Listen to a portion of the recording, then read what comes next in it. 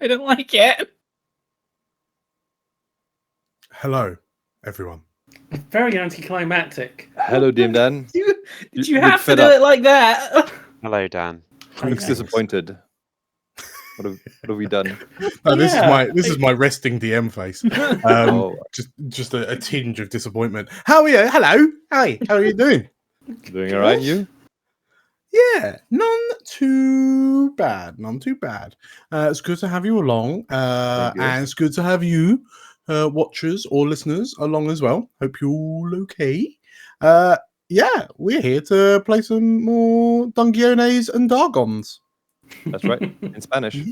In Spanish. We That was flawless Spanish. It was, right? It's yes. I've just got the auto translator on, so my perfect Spanish is being translated back into perfect English. We don't have a Meg today, which is sad trombone. But we will carry on with a group whose average height is somewhat lower than normal. Like the Black Parade, we will carry on. Yes. I have significantly pulled down the average. Yes, just a little bit. So at the end of last session, you lot you went to the woods, and It was We were terrifying. definitely in for a surprise. you were definitely in for a surprise. Not right. You've made it out. Milia made some friends, Oh no.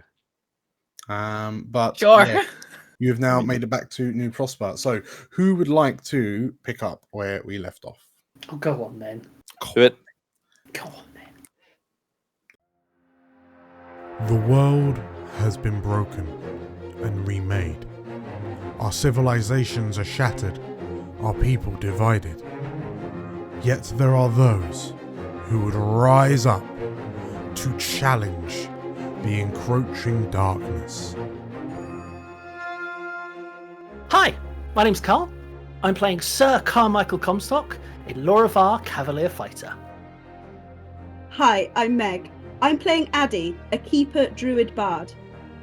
Hi, my name is Anton, and I play Victor, a Lorivar Gloomstalker Ranger. Hi, my name's Lane. I'm playing Milia Sayralast, an Asavar Divine Soul Sorcerer. My name's Tim, and I'm playing Galena, the Terran Sprite Alchemist Artificer. And my name is Dan. I will be the Dungeon Master on this adventure. Whilst our world has been changed, we band together. Hope bright in our hearts. We push forward to reclaim what was once ours, and we shall be known as the Explorers of Elsewhere.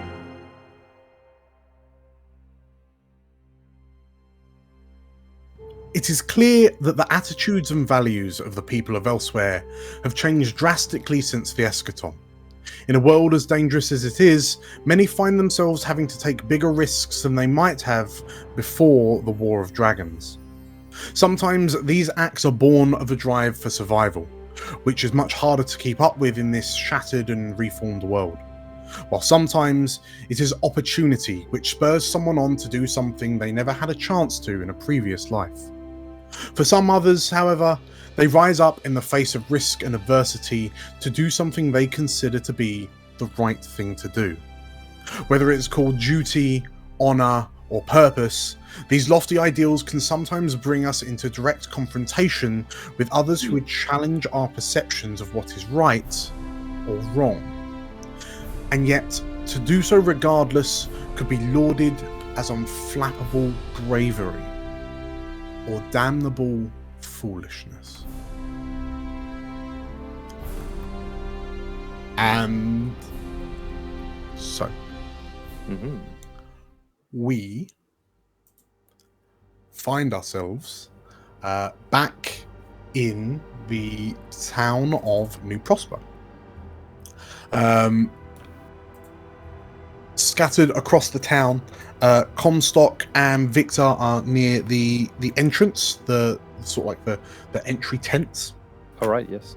And stood across from you is an armored knight wearing wearing armor very similar to Comstock's.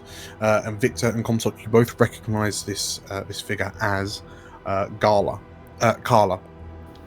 Comstock's old sergeant back during the Battle of Hugelstadt. Meanwhile, in the town hall, Milia, you are stood across from a table to Haladradis, upon which Galena, an unconscious Galena, is sprawled out with a crystal fused to her right hand.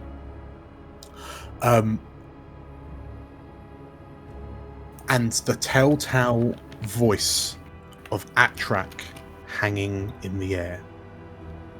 And Milia, you are met with a look of confusion and abject horror and rage etched onto Haladradis' face. But first, Comstock. Yes. Carla stands away from you. Away from you, Victor. You've come to investigate, and she kind of looks to you. She nods her head, and Comstock, it's good to see you, she says. You as well, Lady Marilyn. Would you like to come into the town? The woman kind of looks from left to right to the two guards at the entrance. The guards in turn look to you, and seeing your approval, like they kind of nod, and she walks between them to accompany you. As she kind of steps into the town, she kind of looks at you. See her like surveying the sights. So the tent where the guards are stationed to her left. The large kind of circular striped tent that Milia has taken residence in is like the counselling tent to her right, and then a number of kind of individual tents scattered around. You can see she glances at the nearest building to her, which is like the bakery of sorts. It's where the grain that's been it's quiet, given that there's very little grain in the stalls. That hasn't, gone mulchy.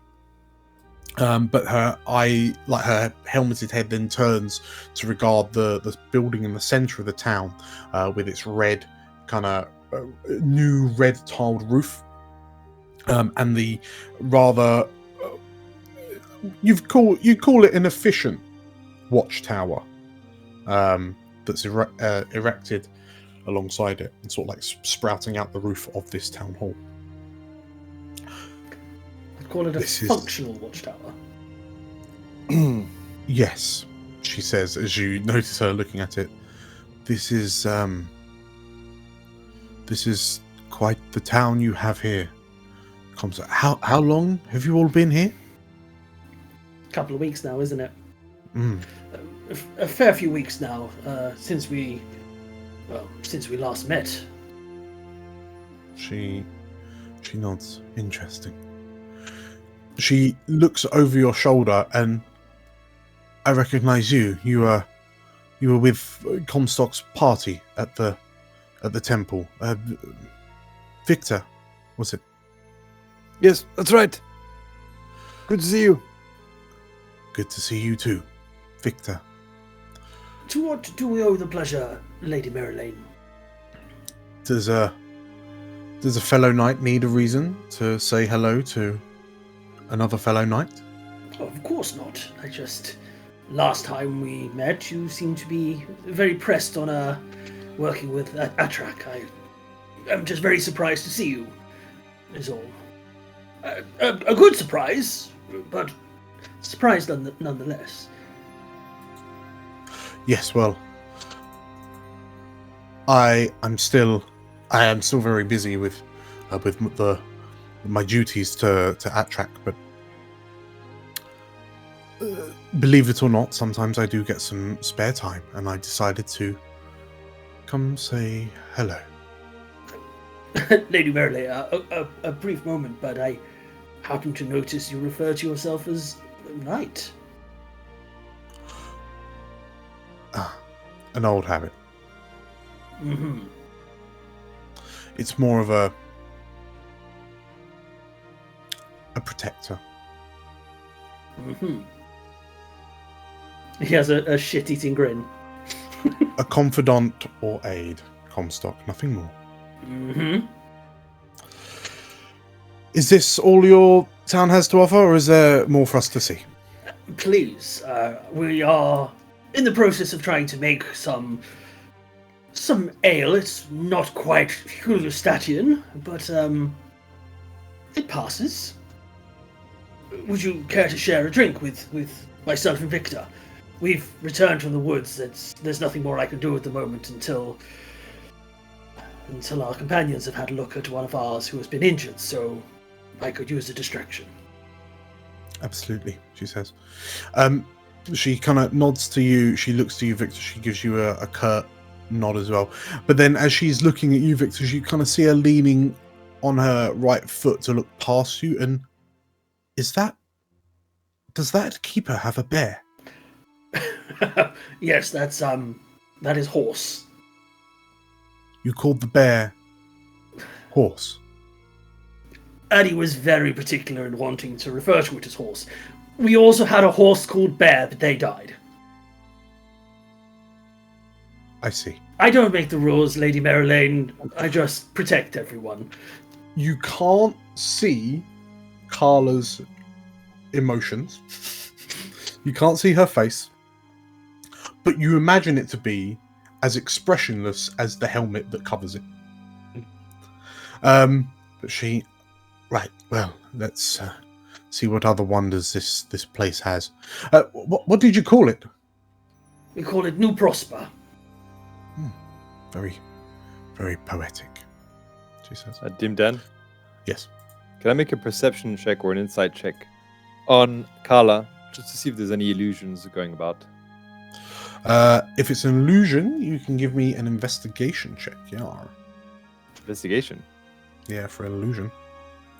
All right. Wouldn't investigation be like an illusion, like in the terrain? But not, I see why it's investigation, because you're trying to sort of like find something Intelligence. amiss. All right. Let's go 5. She looks as solid as the ground you're stood on. Gotcha. As real, tangible as the ground you're stood on. Okay. Yes. So where is it? The two of you are chaperoning Carla first? Which building is it that we're making the drinks in? Well, there are arguments that the town hall will become a tavern, but as it currently stands, Haladradis is having none of that. Good start for civic system, yeah. Yes, but it has been floated that there does need to be some sort of drinking hall. At the moment, the vast majority of drinking is kind of happening outside tents on rocks and logs. And also we said it rots quite quickly, so I guess it's made and devoured. I guess Yeah.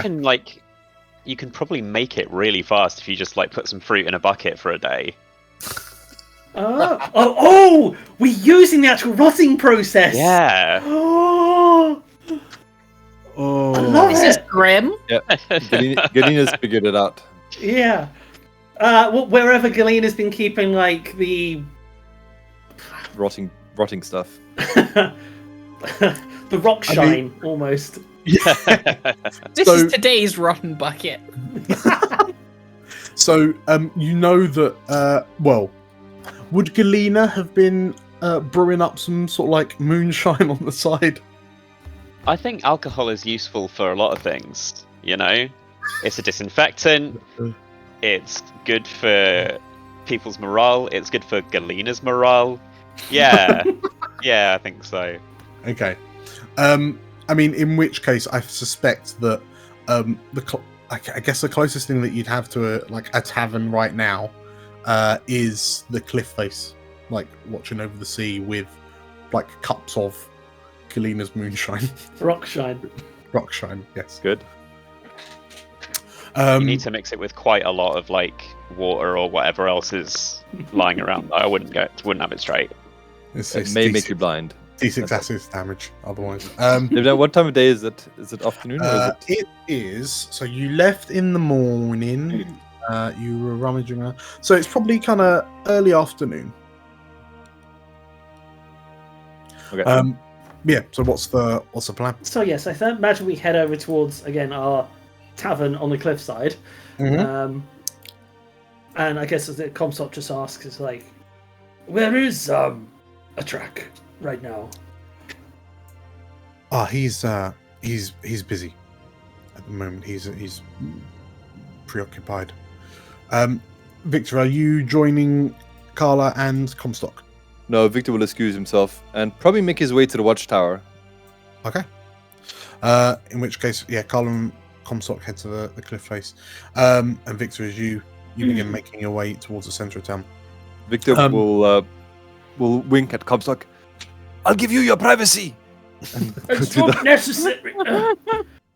I don't get it. Every time I try to talk to anyone, I try to spend any time with anyone, everyone seems to insinuate I need to do it by myself. And he was like, the other day I was talking to David, and he was like, I'll give you a moment alone.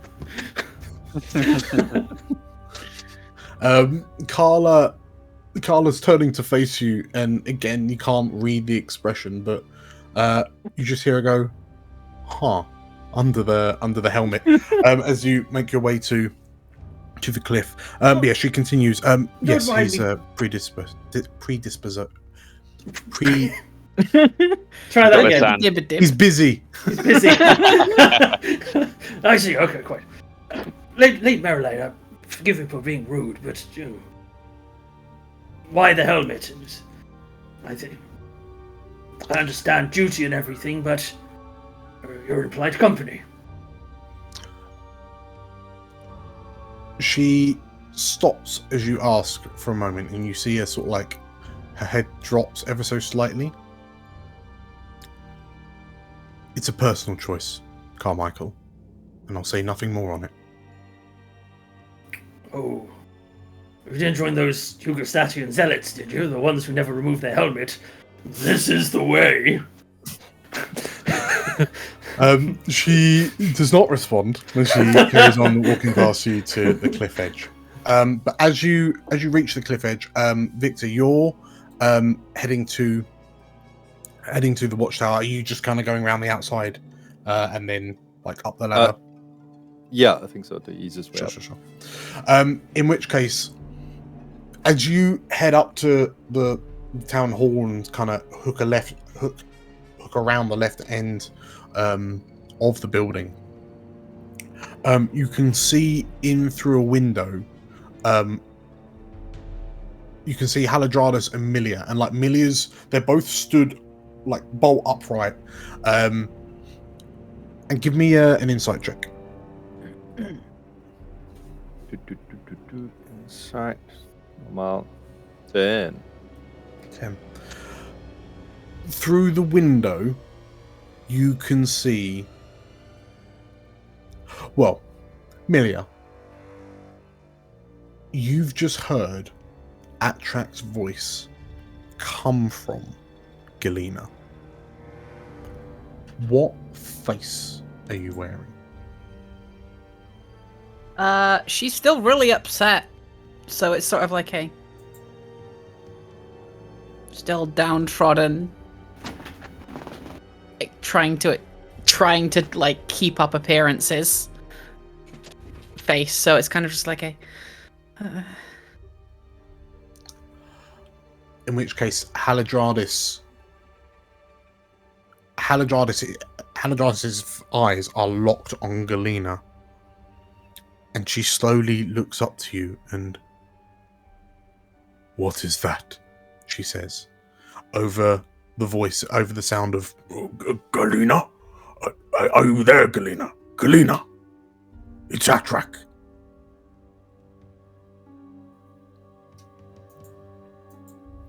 A sending stone or something? I don't know.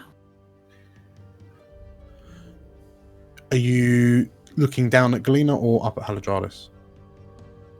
Kind of in the middle distance between both. Okay. Haladradis goes quiet for a moment. "How long?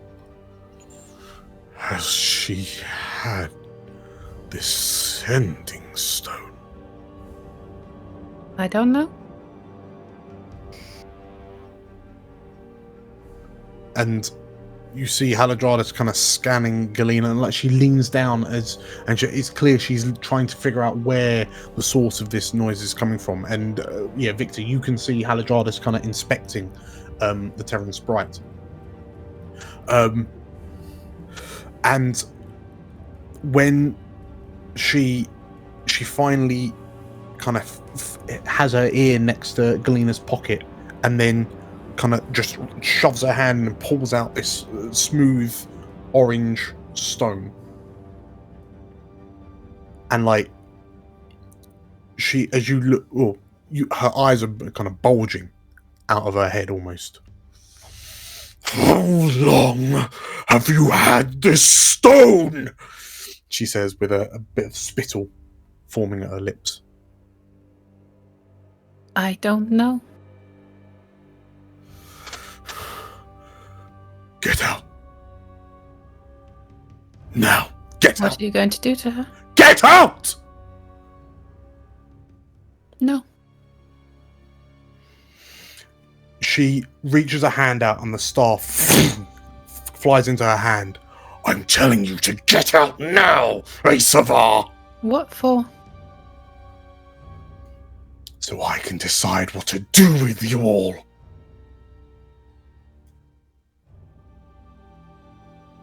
Do what you will to me. I'm not leaving. She, like, her face is going, her porcelain white face starts going red with rage.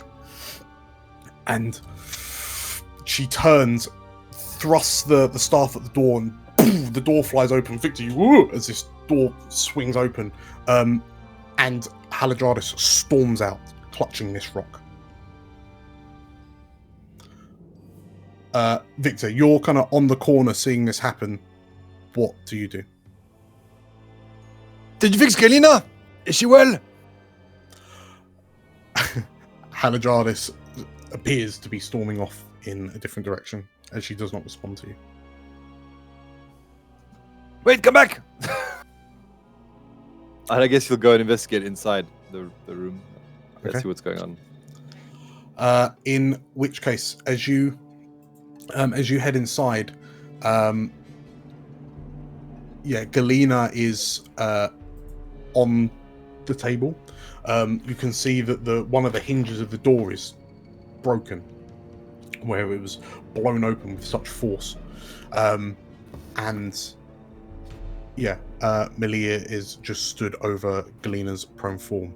And Davin is sat in the corner with a book. Just with a very shocked looking face. I'm sorry, but what just happened? I don't know. Apparently Galena had a sending stone from the dragon sent that saved us. A track, I think? What about it? She just got really mad when she heard his voice coming from the stone. You think they maybe knew each other? Is that the issue? Sounds like it, probably. Past relationship gone sour. Seems like it. Bad blood. Victor, as you look down to Galena, you can see that, because it's been a little while that Galena, Melia, and Haladradis have been here. You can see kind of fragments of crystal where they've tried to chip him, kind of break it and pull it away. But you also notice that the majority of the small kind of crystalline growths across her cheekbones and her nose and across her jawbone, basically any of the kind of harder kind of protrusions on Galena's skin, a lot of those seem to have been scraped or dusted off, to the point now where it's mainly just crystallized across Galena's right hand, just past the wrist. And looking at it, it immediately reminds you of the crystallization you saw on the trees in the forest. Yeah. Milia, what can be done for her? I don't know. We've tried quite a lot, but I don't know. This is very unusual. As you say that, there's a very small and weak little groan from the table. Get closer. And as you lean forward, you see Galena's eyes slowly begin to open. Galena! Galena! Where's that gate? Is that you? Do you want to kill me? Yes or no? If you keep that up, yes. Okay, it's fine. She's okay. Oh, my head's killing me. Welcome back. As you go to cradle your head with your hand, you as you boom, hit yourself with a club, what is effectively a crystalline club. Oh, that's not good. Okay. No, that thing Yes. I said about not touching the crystals.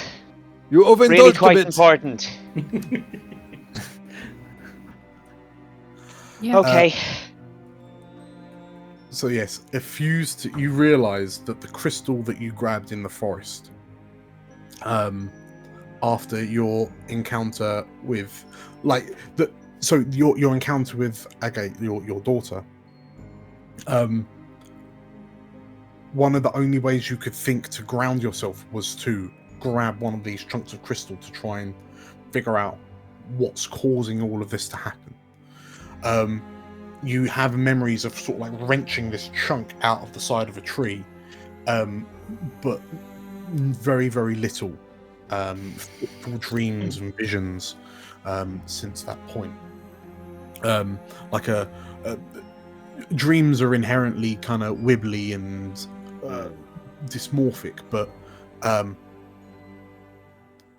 more so, like the dreams really didn't make any form of sense. But you do remember they were all filled with this sense of dread and failure and fear. And Has you look at it and you know you have enough memory that the crystal you've got in your hand, which is now stuck to the palm of your hand, seems to be spreading, but significantly quicker than you've seen crystals spread in your experiments. Like the fact that it's on the back of your hand and up your wrist already, and it's only been a few hours, you suspect, if you're back in New Prosper. Oh no. Okay. Where's Haladradis? I need to sort this now. Oh, yes, about that. She doesn't like you very much. No, I know that's our whole thing. No, but it's even worse now.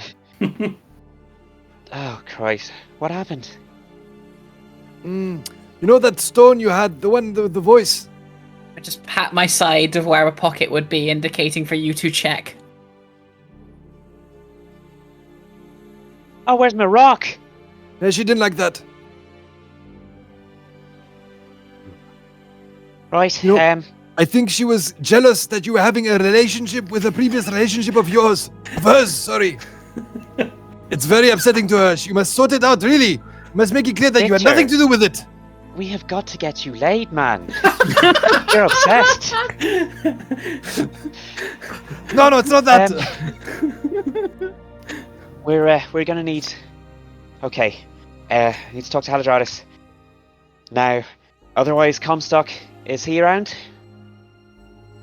Oh, he's also busy as well with another relationship of his. It's complicated. All right. Well, if you see him, tell him we might need his sword soon. Oh, okay. It's a euphemism. I get it. Oh my god! I'm just gonna Slightly pat Victor I'm on the just face, gonna like. I'm just gonna punch Victor in the shin with my crystal hand. Oh, Get it I'll together, get Comstock. Victor. I'll get him, Comstock. Don't worry. I'll go. Thank you. Right, Milia, any decrystallizing magic? No, I tried some already. Okay, lovely, good stuff, perfect. Right, I've got work to do. Come with me. I'm gonna need more than one hand for this. Okay. Victor. No, I'm going. Okay, so Victor's heading down to find Comstock. And Galena and Miller, you heading to Galena's tent lab. Yeah, I'm kind of just following. Okay. So Galena, as you kind of hurry along and this hand, so you fundamentally your right hand is just like this crystalline club for all intents and purposes. Like your fingers are wrapped around this chunk.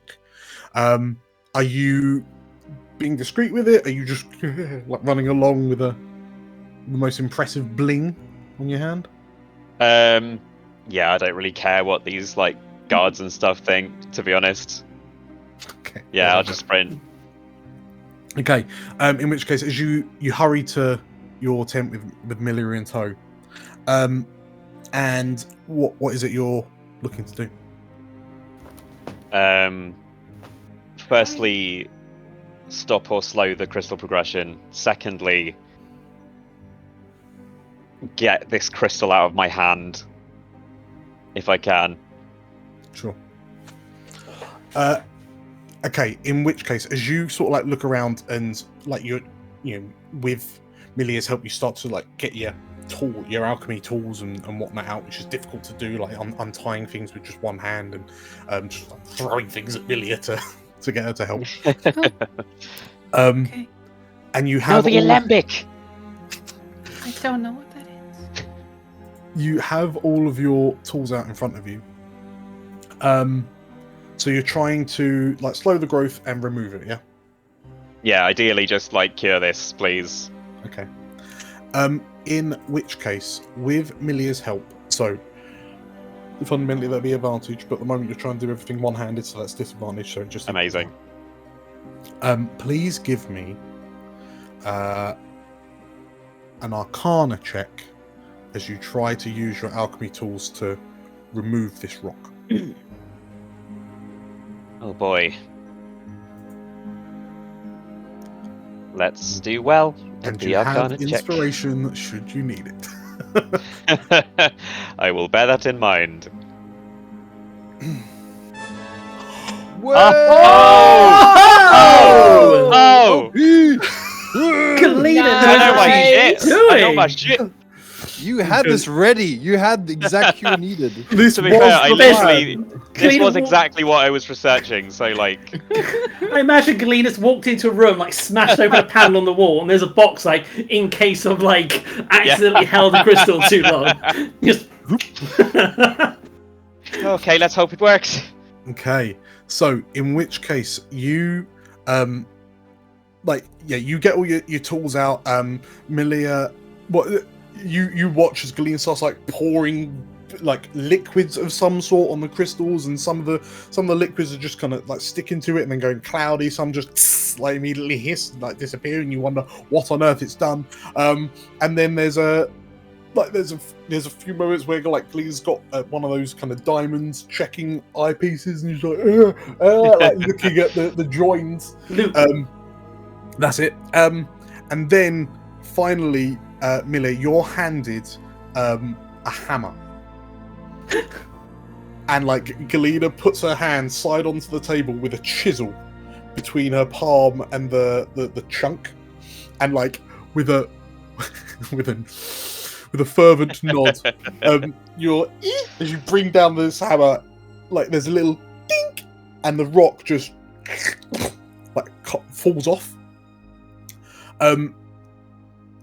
and on the table in front of you is a chunk of this crystallized mana. And Galena, as you're like, yes, because you managed to get it off, you turn and look and realize that your hand is still crystalline, and you were expecting to see skin where you just prized this off, but it's also crystal under there. Oh no! And as you Can I flex move it? you try a little bit, and you start flexing, and there's the sound of like cracking glass, but eventually you manage to your fingers seem to separate into 4 fingers and a thumb, and like there's a horrible, it sounds like something chewing on glass as you start wiggling your hand about. And like it stings and it's hot and it aches, and then you kind of pull your hand into a fist because it's hurting, but then the pain begins to subside, and as you open your fingers you realize you have full control of your right hand again. Right.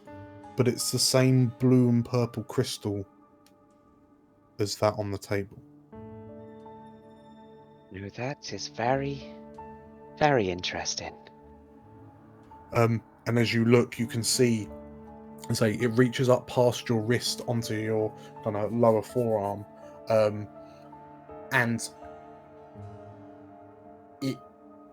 you have the suspicion from your previous experiments that it is growing, like it is, like you know that ant that you tested on once upon a time utterly crystallized, and in a short time it's reached past your wrist, but you seem to be able to, like, it's part of you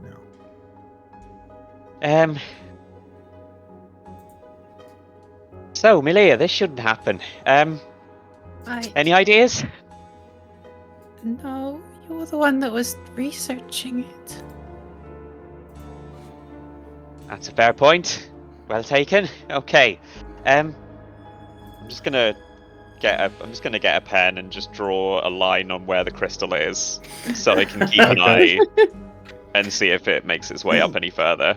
Sure.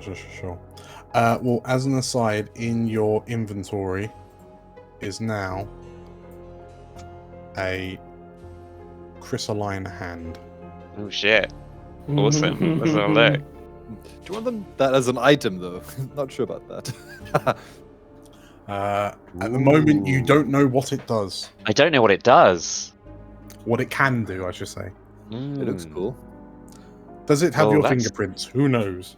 I mean, I'm gonna have to find out. As this is, it's quite a development. Yeah. What does it feel like? Is it like soft? Is it like hard but inexplicably flexible? I was about to do a Victor then. I said it's like the stranger. No. It is. Fuck off. So the hand is like, it is crystalline. So you stop and think about texts that you've read on. So for example, like, you read a book on like rock giants, like stone giants, stone titans, and the like Titankin. Well, and we're already partly stone, so maybe that's something to do with it. But like, where, like, they seem to be like rock conglomerates, if you will. So even though as you ding, ding, like flick it, and like it sounds like you're flicking the crystal on the table, and you can't like squeeze it or anything, there's no kind of give like there would be on a normal finger, but it still feels kind of tactile, and as you place your hand on the table, you can feel, you can acknowledge what you're feeling is like wood under your hands, and sort of like you move it, and you understand that it's parchment under your hand now. So you have your senses coursing through this crystal, but your hand is crystal. Well, And it's sharp as well. So you scratch your cheek. We need to sand that down. Is that a terrible idea? Milia, is that a terrible idea? Probably. Okay. All right. Thank you. That was very brave. You're the brave one here. No, I'm just an idiot. I didn't say that wasn't true. Fair point. Fair point. Not only have you lost a hand to Crystal, you also just been burned as well. So, Galena, is there anything that you're doing in this immediate moment with this new weird turn of events?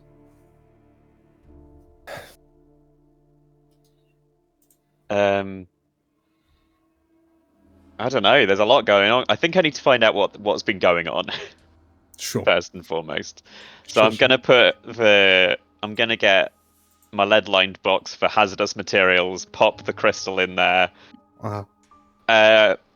Probably put a glove on. That seems like it's wise.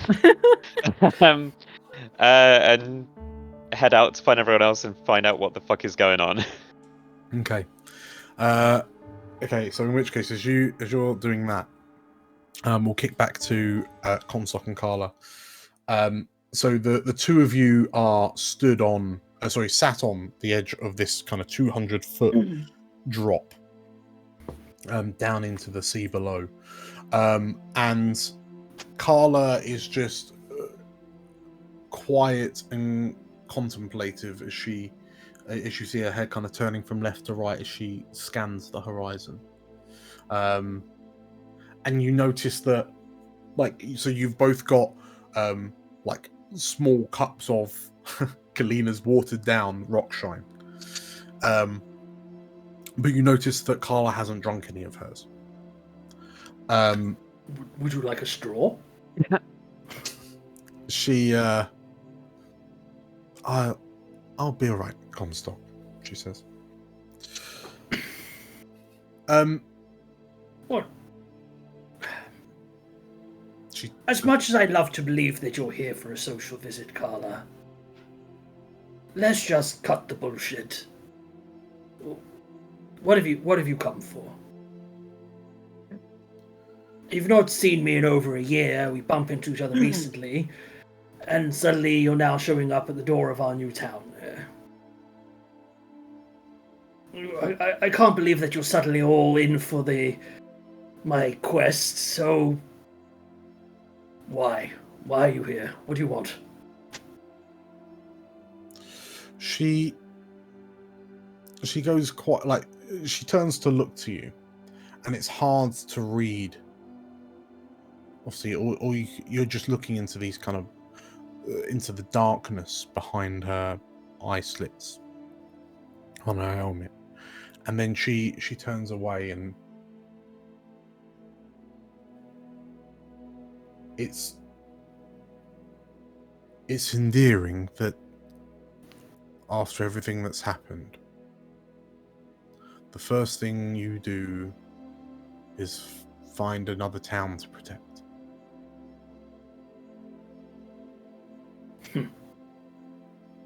Well, it's important that this town is protected. It's going to be everything going forward. And this hub, if word can spread of these knights who protect it, then it's the perfect place to be. But these are good people, and I want to protect them, even if it costs me everything. That is what a knight does. But you understand that they say we did. They say that we won at Hugelstadt. But did we really? What is the what have we had? We have a world that isn't ours. We have lives we never wished to lead. What did we even win for? What is this existence? We're just surviving. But we are surviving. We wake up every day, and we live that day. Carla, you and I, we're not young people anymore. We lived through the world ending. We watched it reborn when the world spirits were emerged. What we need to do is fight for those who are also surviving, for the next generations, who will lead this world into something glorious. We watched it end. They will bring it back to life. And I can't even say God's damn anymore. I don't believe in the bastards, but elsewhere be damned. Like, I will do everything I can to make sure that they can wake up and see another day. And that they will bring it a little brighter and a little bit more healed. And as we fade into the darkness and everything that came before goes with us, damn it, I will guide this world into something beautiful. They will do that. Young. Bright-eyed. The ones who aren't jaded. Like Hugerstadt and he takes a big swig, like down in one. I get you right here. Carla kind of nods and then offers you her cup. I can always drink you under the table.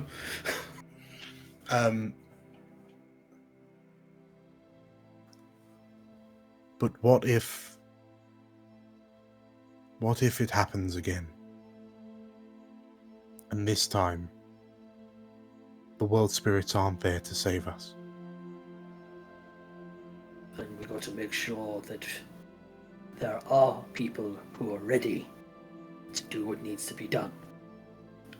That's what I hope to inspire. I want... After you, Lady Merrily. I don't think I can go through facing all of that pain again. I commend you and decry your naivety in equal measure, Comstock. How can you look these people in the eyes and think that you can keep all of them safe? You're just one man. That's the problem. I can't keep them all safe, but I don't get to make the choice of who survives and who doesn't. I just hope that when push comes to shove, I can save at least one of them. You think that we can save everyone. We can't, but hope is what we need right now, Carla. If we fall into despair, the world may have ended.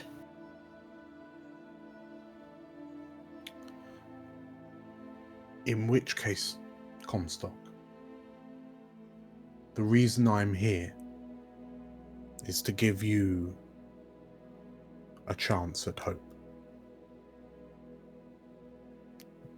You must leave. All of those who you care for, you all need to leave right now. Leave this place. Don't come back. Those who would slow you down, leave them behind. They will simply increase the risk of you not making it. You have to leave, Comstock. Carmichael, you cannot stay. What are you afraid of? I'm not afraid of it, Comstock. I acknowledge it. What should I be acknowledging?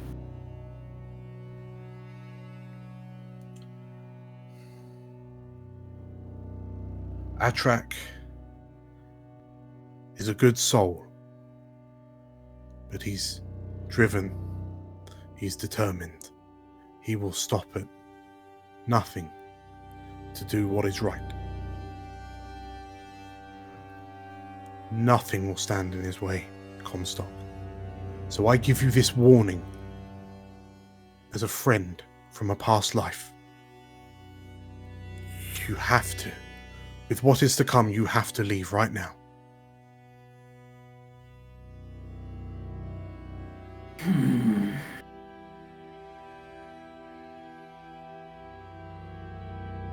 Or you could join us.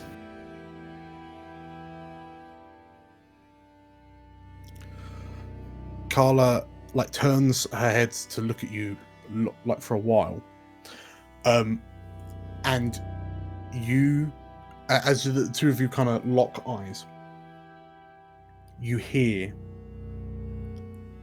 your name screamed out in a voice filled with rage. Please forgive me a moment, Lady Marilyn. And as you turn to look, Haladradis is storming towards the two of you. And even from the distance that she is, you can see that her eyes are bloodshot. She is red in the face. It is clear she is furious. Comstock! She shouts. He stands up, he stows his shield and tucks his helmet under one arm.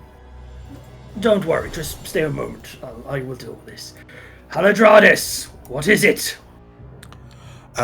She strides right up to you, and she gets more into your personal space than she's ever gotten before, and she's holding this rock in her hand, this orange rock in her hand that you remember seeing Galena taking possession of when you met Atrak.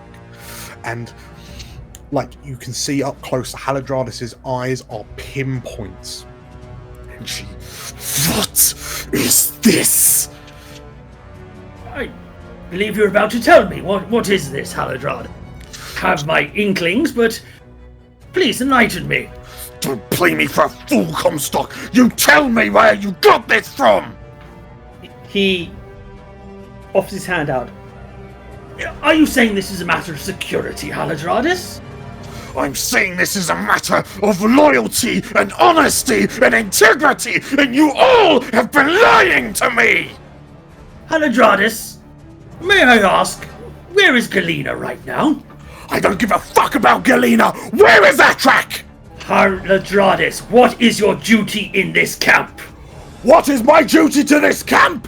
It's to find and kill that bastard! It is all things magical, and right now you are not doing any of that. You get back into your duty. If you think this is a matter of security, you give it to me, and I will deal with it. Get back there and heal Galena! Otherwise, you will not be waking up tomorrow. Do you understand? Haladradis' horn is so close, it's grazing I imagine your Comstock forehead. is literally nose to nose as well. As this thick silence kind of drapes over the two of you, you're literally kind of nose to nose, and Haladradis, on the brink of hyperventilating through gritted teeth. Victor, you're chasing after, and you can you can feel the oppressive energy from the distance that you are. And Victor, as you come up and sort of Haladradis' eye flickers to look at you, you hear, hello, Haladradis. And the Majani woman's face turns to look at the stone she's got clutched in her hand. Yes, I thought this might come to pass sooner rather than later. And Haladradis, the anger in her face just kind of violently washes away, and she starts shaking, and she takes a few steps back and just drops the rock on the ground. And she looks up to you, Comstock, and you, Victor. Loyalty goes both ways, Haladradis. And shaking, she you have no idea who that monster is. And do we really know who you are? She looks up, and if you did, you would know not to question me, Comstock. As she says that, Carla takes a few steps forward, and was that Atrak's voice? You hear her say out, and Haladradis' attention turns to Carla. You, who are you? Says the Majani This is woman. a friend of mine, Lady Marilyn. Marilyn, this is Haladradis. Haladradis pushes past you and squares up to Carla. How do you know him? Tell me! And Carla looks a bit kind of aghast and sort of takes a few steps back and... Oh. You're Haladradis, aren't you? And she stands up straight and... Well... And she looks back to you, Comstock, and...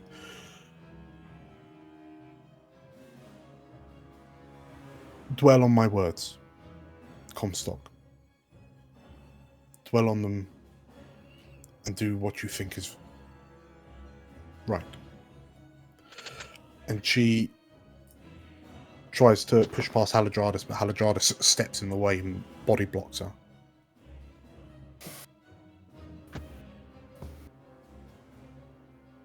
Haladradis, this is one of the finest nights in Hugerstadt. If you have a death wish, I would recommend getting out of it. It's not even I could do a thing to stop her if she wanted to.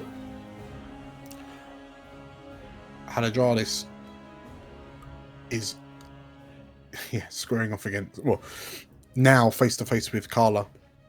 And if this is the greatest night in Hugelstadt, and she's working that.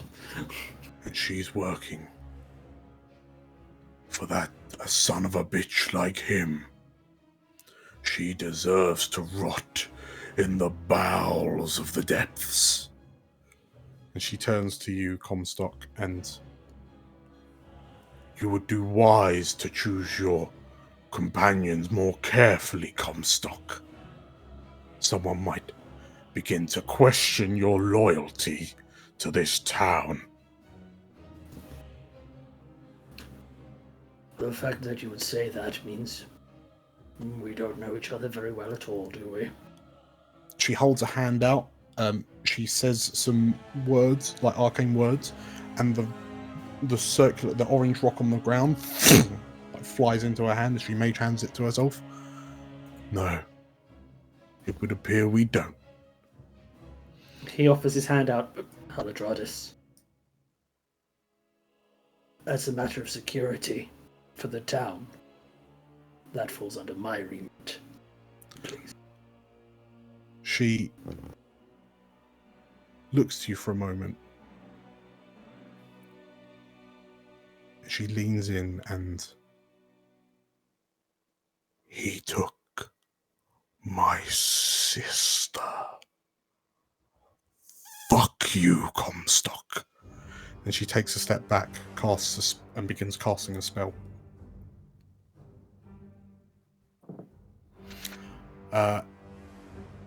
If no one interrupts, she finishes, and she begins. Her feet lift off the ground, and you watch as she just flies off into the air over towards the north, with this rock in hand.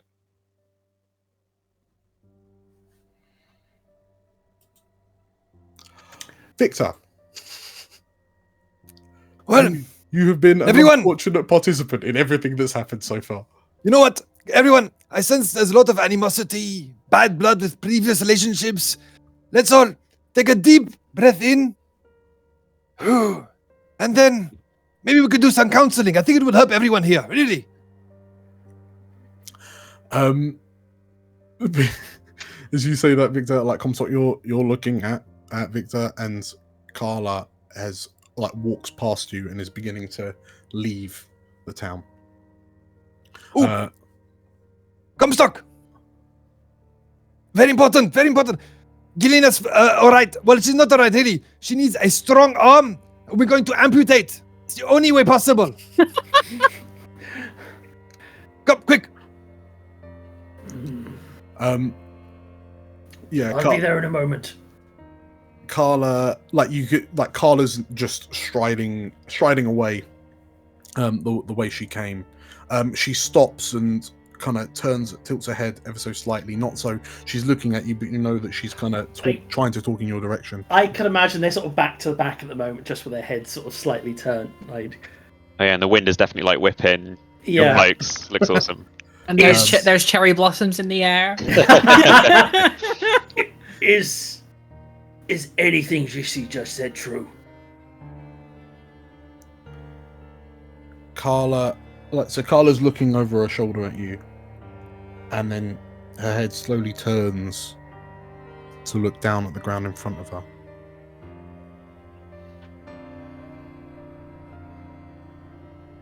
Everything I said is true, Comstock. Thank you for the drink. And with that, she begins walking off again. Seems I don't know anybody half as well as they thought I did. All right, Comstock. I have this large wooden axe. I believe it will work. I have a hand axe. Don't worry about it. Okay. Comstock, you watch as you kind of follow after Victor, scanning the skies for where Haladradis has gone, but she seems to have disappeared through the cloud cover. You turn to the entrance of the town, and as Carla disappears, you see her draw the greatsword from her back, and with a relatively casual sort of upswing, you see her seemingly cut through the air in front of her, which begins glowing with this sort of dark kind of energy as the air seemingly splits apart, creating almost like a rift, which as she sheathes the sword, she stops. You see her half glance over her shoulder again, and then she steps through the portal. And with that, let's grab a break. Ooh. Oh, yeah. Such good RP. Well done. See you in a bit. See you in a bit. See ya. So, Haladradis, what brings you to my couch? Oh, Dr. DM Dan, it's been like this for a while. I just don't feel like I'm in control of my life anymore. Okay, I'm sorry to hear that. Can you go into more detail as to why you feel this way? Well, Davin's a moron.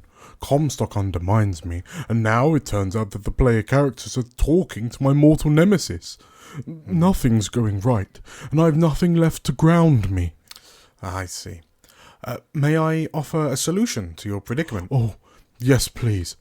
Okay, I would recommend subscribing to the Explorers of Elsewhere channel and hitting the bell icon to be informed of all of their regular releases. It'll give you a real foundation to base yourself on.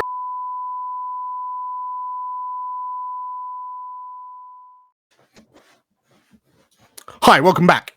Oh my goodness, wasn't expecting that. Okay, yes. I wasn't expecting that. We are here. Happy. You weren't expecting me to kick it into gear so quickly, but here we are. No. We were still in the he's not recording, he's not started back up again. And then, bam! Yeah. Mm. I am Master of Shock and Awe. Hello. Hi. Tensions are high. Now we're They cool. Yes, the tension has now left the Well, tower. Victor might be cool, but his edibles are probably kicking in right now. Victor might be. That would on explain the- so much if like He might be Victor's on the never had a mushrooms. sober moment with us. So we What at one point during one session we just come to Victor just like sitting in a corner going, I don't know what I've done wrong, man. Hello, Who are you doctors. people? Who are you? Man. Oh no. So we return to the explorers in New Prosper. Haladradis has just bamfed out with a She didn't want to live on this planet anymore. she is out of here, as is Carla.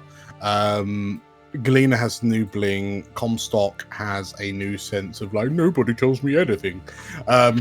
Nobody told me nothing. He tells me nothing. Let's swing back to Galena and Milia. So after Galena's new, kind of getting used to a new hand, what was it the two of you were doing? We were going to go and catch up with everyone else, but I assume that we've probably been distracted by a slanging match. Yes, I mean, you certainly heard the discussion between Haladradis and Comstock, and the two of you are kind of stood between like the town hall and the bakery, and you've just seen the telltale orange robes of Haladradis streak overhead like a comet going the wrong way. Did you know she could fly? No. Huh. Alright, let's see what Comstock's done. And speak of the devil, and he shall appear. Victor and Comstock kind of come round the corner of the bakery towards you. See I imagine the moment Comstock sees Galena, he sort of dashes over, sort of kneels down, and sort of, as best he can, give her a quick hug, like, "Oh my God, Galena, are you okay?" Maybe. Did you bring the axe? Yeah. He sort of like holds up his hand axe, like, Right "I arm was or told I left arm? needed." Well, on the plus side, you might not have to use it. Oh, thank God. And then I'll take my glove off and be like, on the minus side, you might. The Victor Comstock, you look at Galena's hand, and it looks, for all intents and purposes, like a hand made of crystal. Like it cracks and crunches ever so. Like you can almost hear the grinding as, like Galena starts wiggling her fingers in front of you, just on the joints. And to look at it, it doesn't make physical or biological sense. But sure enough. The main question is, are you okay?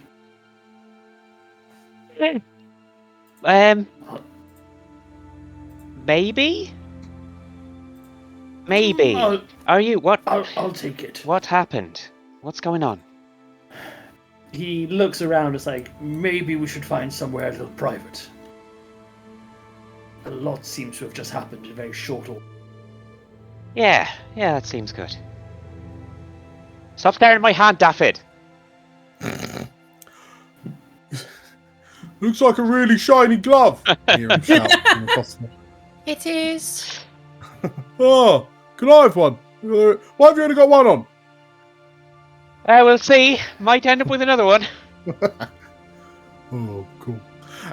So, the four of you find a secluded spot. Is it a secluded spot with Addy? I'll assume Addie's there, just as currently as a silent partner. As a silent protagonist. Okay. Maybe cool. she's scribbling away. Yes. In which case, Taking minutes. you find like Addy up in the northwest corner of the town, sat on a tree stump of a tree that's been cut down by the loggers just to your right.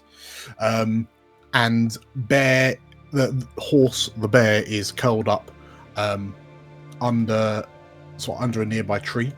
And it's odd to see a bear like coiled up like a sleeping cat. Yet here we are. And like Addy looks up to you and silently gives you a wave as she's jotting things down in a notebook, and she seems to be drawing pictures of things that she's looking at. Right. I think the first and foremost question at hand. Oh, Comstock, too soon. I'm so sorry. Oh my goodness. Actually, that just reminded me. I wanted to once do a webcomic about like Tyr shortly after his hand chopped off, and it'd be nothing but hand jokes. So insensitive, Comstock. Really. Right. Okay. No, no, not right. I will kill all of you. We need to ask ourselves a very important question. And that is, do we trust Haladradis? Yes. No. What was the question? Do we trust Haladradis? Maybe. I do. So that's Addy- yes, no, Addy shrugs. maybe. And that's a yes, no, maybe, and a no vote. So fundamentally, we don't know. I don't know if she's out to actively harm us, but she has sure as hell hasn't helped. No. She was very quick to abandon you to rant and rave with me. She sent us out on ridiculous suicide missions. She's been taking over control from poor stupid Davin this whole time. Barely spends a moment talking to anyone except herself. So I don't know what she's. Don't know if she's actively acting against us, but I sure as hell don't trust her. She's come to me a few nights. Victor, I didn't say. I said nothing. you wiggled your moustache. What about? Or what are you comfortable telling me? Well, I know you might not want to break your confidence, but this could be pretty important. I think it was shouted out. It's her sister. She claims that a track took her sister. Milia, in one of the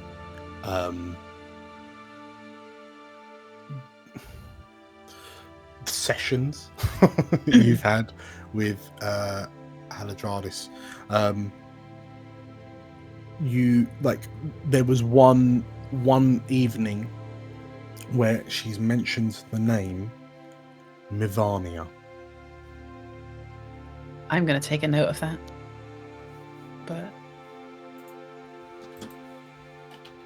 Mivania. Vania. So at least that is somewhat confirms the event is probably true. Which leads us on to number 2. Do we trust the track? Nope. Maybe. people can save other people for their own needs. I can't help but think that with this information that has come to mind, that he saved us to get an inn.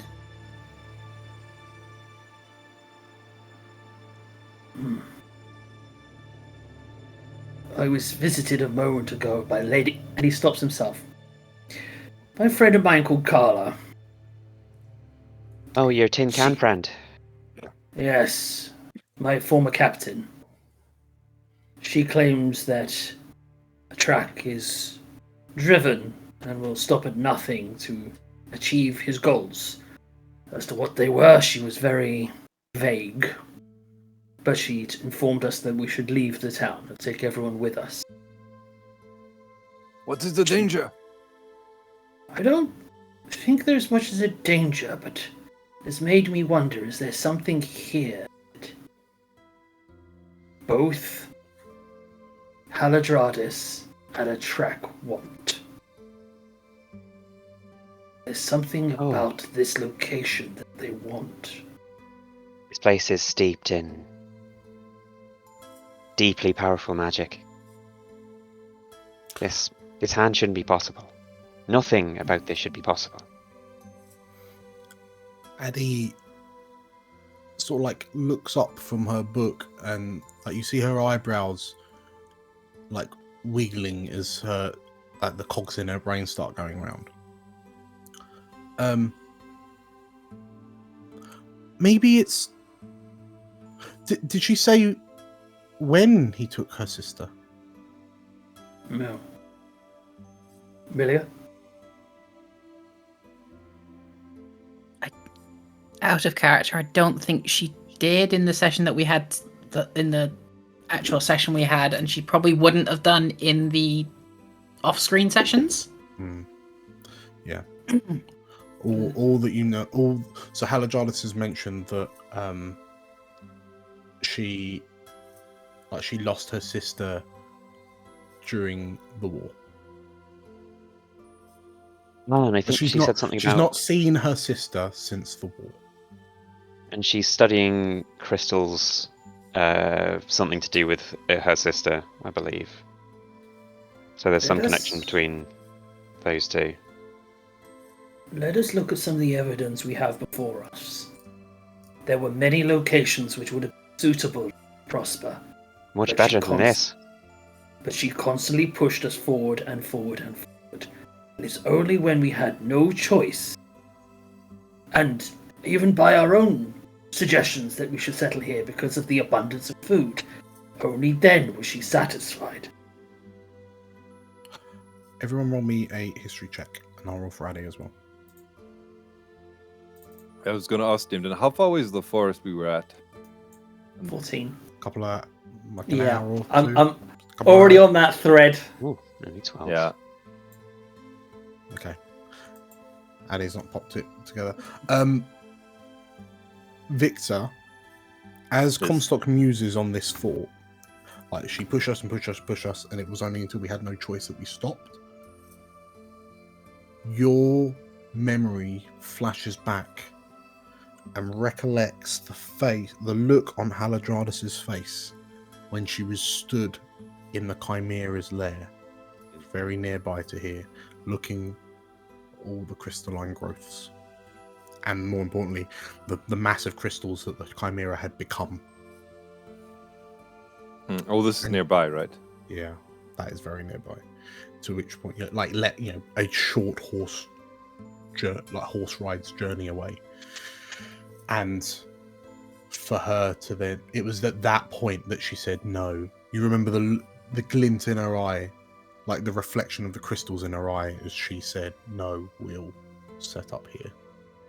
And Dimdan, in Victor's journeys in elsewhere, post Eschaton, are crystals like common, or has it really been like this area we're at, which has a high concentration of crystals?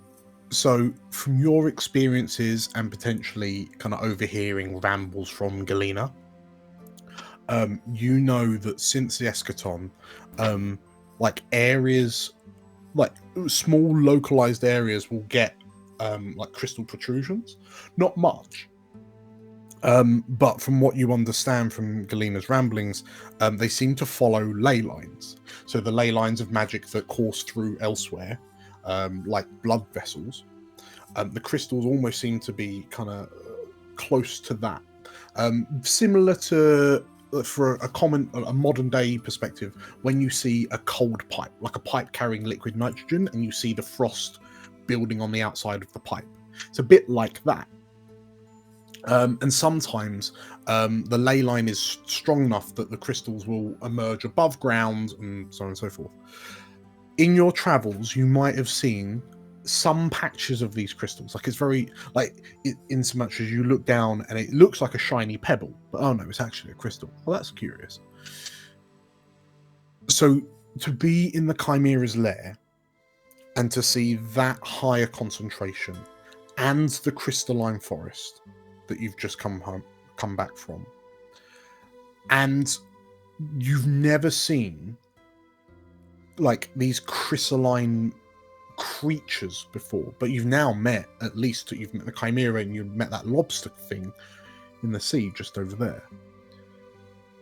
So clearly something's happening here, like here specifically, that's causing all of this growth.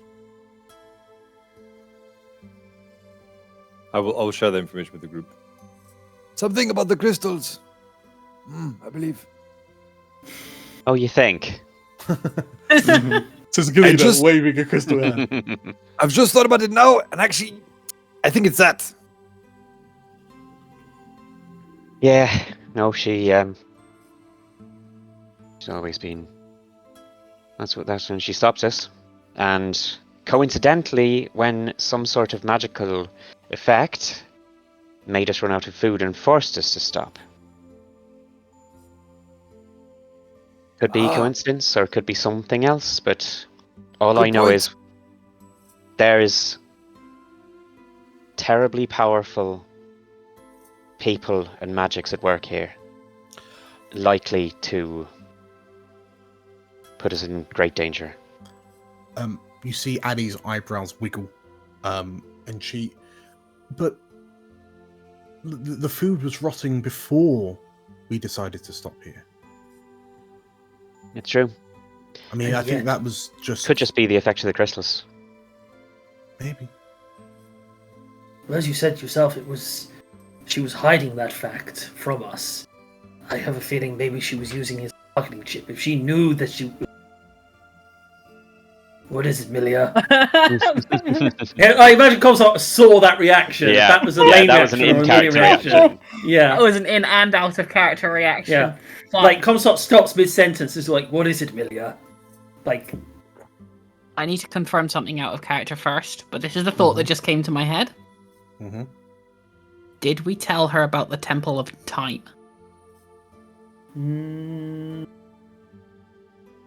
I can't imagine we wouldn't have told her at least some stuff. But that itself also disappeared. Oh, it did disappear into But time. who has crystals from it? I mean, she's been touching my crystals. We're going to have some words.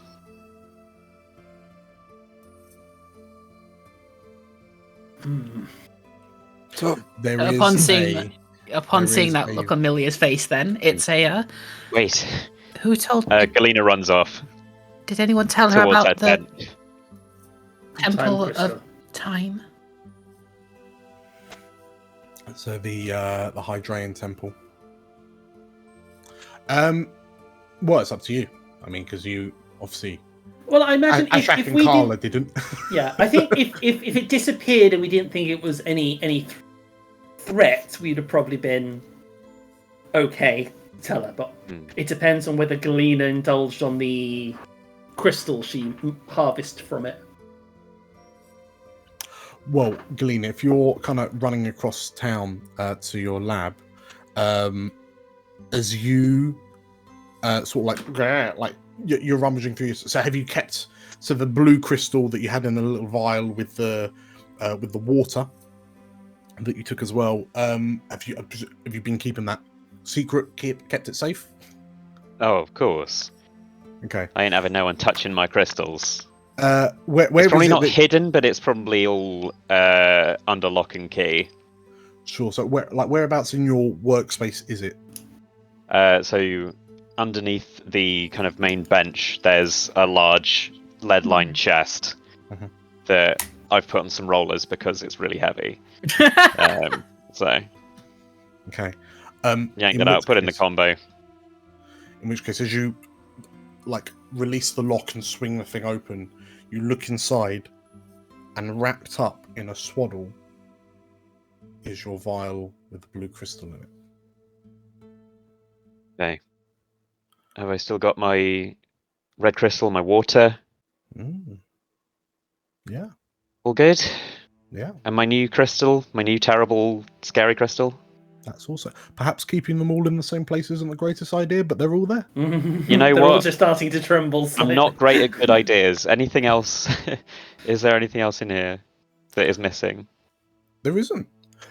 The one thing you do notice is that as you reach down to sort of open up the swaddle of cloth that you've got the crystal wrapped up in, you notice that your right hand seems to be glowing ever so slightly, and the hues of the blue and the red crystal in the crate, and sort of like the purplish, like they're starting to get a bit. Attach the crystal time powers. That Bisexual no. lighting. attach the red crystal explosion powers. Like yeah, you notice that they seem to be almost reacting to the presence of your hand. Okay. Oh. Okay, we'll come back to that. Fine. But yes, for all intents and purposes, Haladradis does not appear to have rummaged through your things. Better not done. Alright. She's just been reading your diary. Eventually trudge back to the others. Okay. Comstock, do you think we should move the camp, perhaps? We could leave New Paspro and join the Wolfkin camp.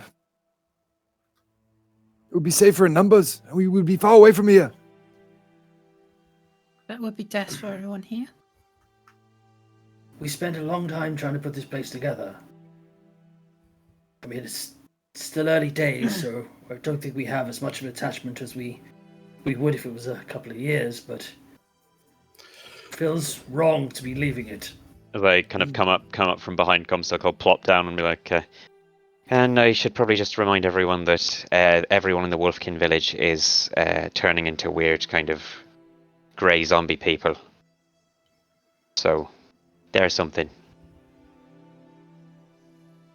Perhaps we should bring them here. We haven't got any food. This place can't support all those people. It's true. It's almost like we set up a town in a stupid bloody place. We need to figure out what it is particularly about this place she's after. Or both of them are after. Don't we know it? Carla seems to think that a track is going to wipe the town out. Haladradis is using us for her own means and probably means to wipe us out in a very different way. Same thing I'm after, I think. Addie once again muses. This is silent protagonist. She's very vocal. She once again muses, and well, if it's something about the crystals, is it of all the places that Haladradis would meet someone like Atrak, it's here? What are the chances? Why is Atrak here? There is a thought that crossed my mind earlier, but it's too ridiculous to... Given how angry she was, I can't imagine it, but... We do have to consider... Despite how angry she was, she did not hurt any of us. She didn't, but that's not my thought process. He took my cool rock. I don't care. Almost if they're working together. And we've... Unfortunately, just a happen chance... I can't imagine it. It was a stupid thought, but it's a moment short of maybe they are...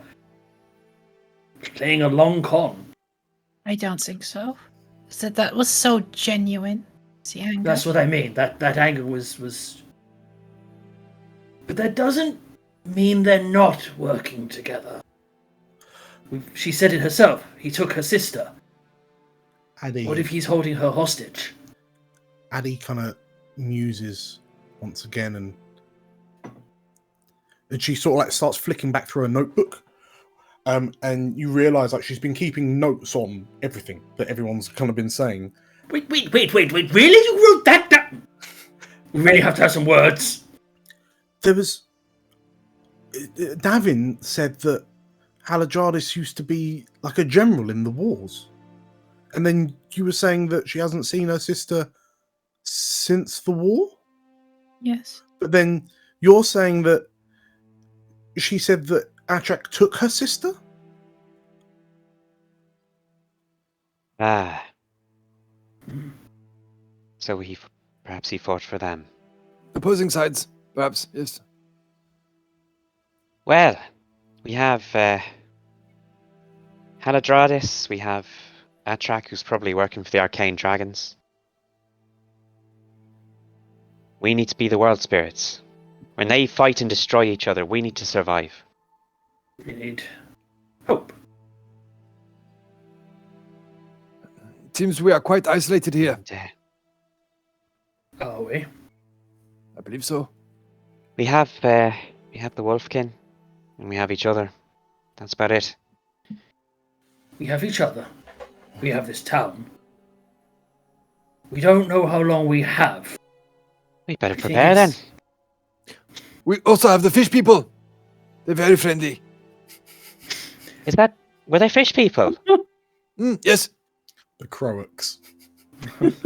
I'll let you negotiate with them, Victor. It sounds like it went well last. You've I will got start right away. The race of languageless humanoids that swim in the seas just off the town. Yes. The fish people, yes. Victor walks off. all right. But Lighting his pipe. this could be important. What did I miss in the forest? Milia was attacked by some creatures. Obviously, the forest. Eddie stops for a second and is like, I can only imagine the things it made you see. And the things it made us see, but it was all a smokescreen to try and take you, Milia. And that's a question I've been meaning to ask you. Why are they so keen on taking you back to Glasmere?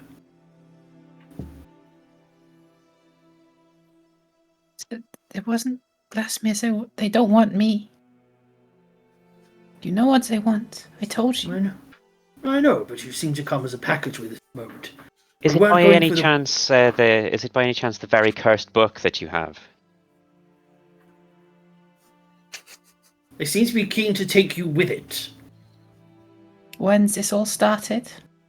When's the world ended? I was the first person they chose. Finally got the nerve to do whatever it was they were doing underneath this thing. And I was in the wrong place at the wrong time, and they chose me as their first humanoid sacrifice.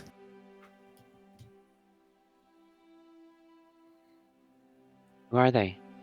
I don't know.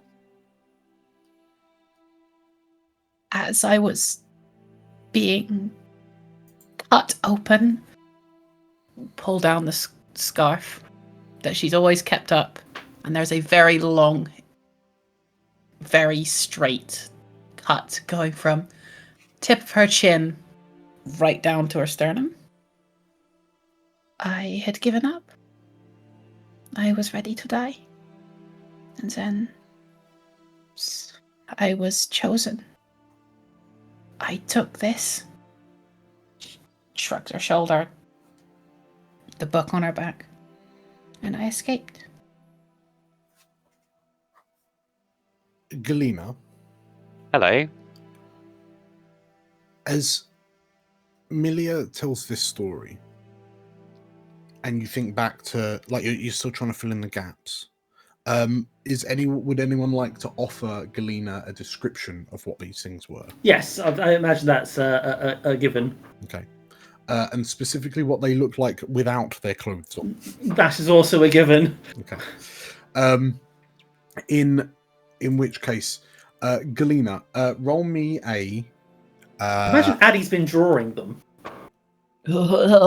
I don't know if Addy wants to draw that one. Give me an Arcana, Nature, like give me one of the knowledge checks to see if you can kind of piece together what you think they are. Investigation? Well, I can do an Arcana, or I can do a Religion. They're all +6, to be honest. Yeah, so. Arcana, History, Nature, that sort of stuff. All right. Can I get a description just for the giggles? Neck boys whose face opens and ribbly face You make mouth. the roll, and then I'll. All right, I'll sweet. show you. 21. Damn. 21, Yeah. eh? 21. 21, eh? They bad. Oh boy. Oh heck. So, Yeah, the talk of this sort of like gaping maw on the torso of the creature, born on this kind of snake-like lower body, what looks like gnarled fingers reaching over the shoulders and kind of piercing into the chest as these like weird shoulder growths, and then a sickle in one hand, a writhing barbed whip in the other, and then this eerie kind of floating black and white mask. And off the back of a 21 Arcana,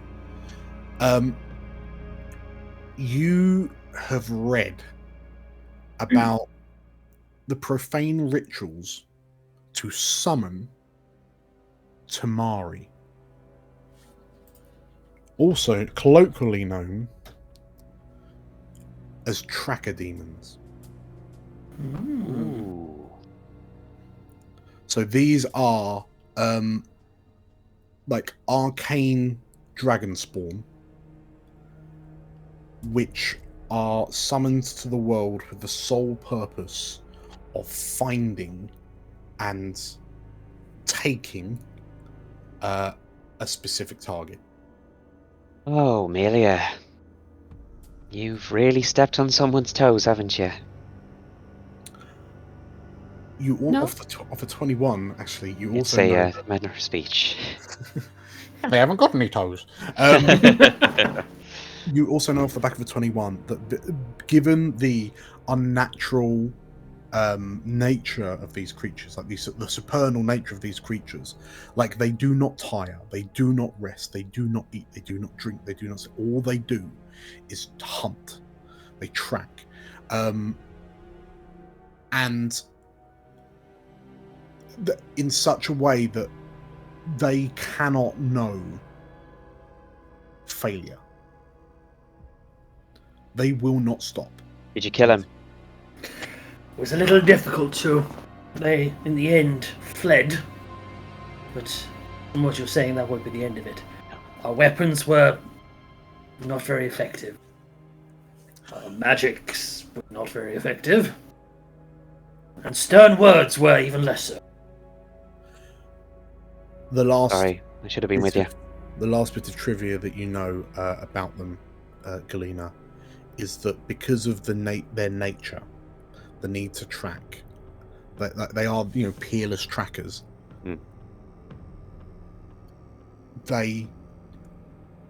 There are records from people driven mad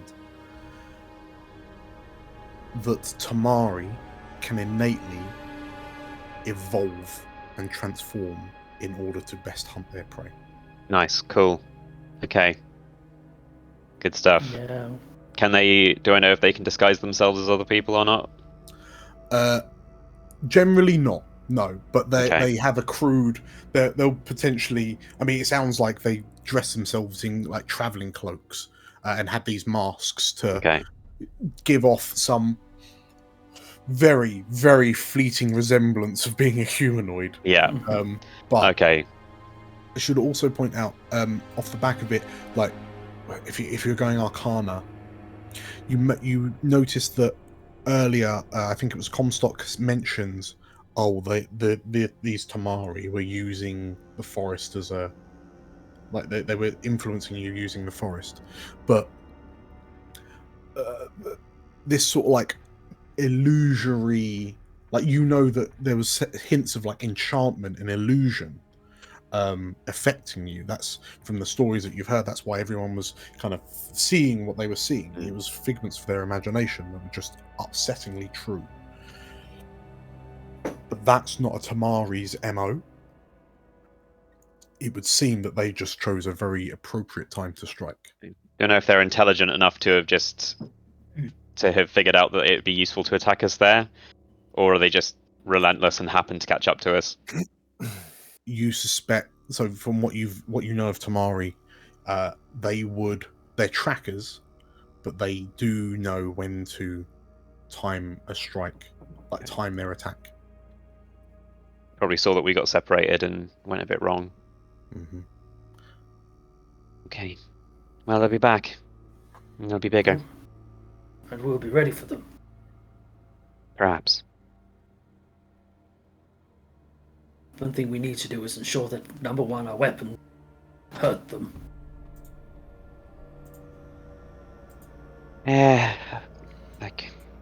Try and figure something out. I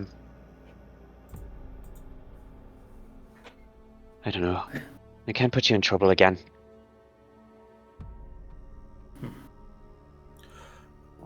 How's If everyone? anyone can do this, Galena, I believe in you.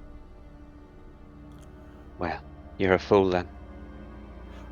What's everyone's An old fool. what's everyone's kind of thoughts and feelings towards Milia's story? Addy has kind of stood up and like looming over you has like placed a firm hand on your shoulder, giving you a little squeeze. Well, it's been referred to Comstock in the past when we were back in the Temple of Time. But he once more reiterates his promise to you. I just say, well, looks like I'm joining you in being a little bit scarred from what we've been through, but look, doesn't seem like it slowed you down. All I've ever seen from you is doing incredible things. Even though you're terrified the whole time, even though you're a locksmith, for God's sake. You're out there putting your life on the line for us every day. That's what I was afraid of. I planned to leave I don't know when, but I planned to leave. I didn't want to get too attached to everyone here. Because I was going to leave to keep you all out of danger. And then I did. How much danger have we been in that was nothing to do with you, Milia? It's just another day. It's just some more magic bastards. We've dealt with plenty of those. We'll deal with yours as well.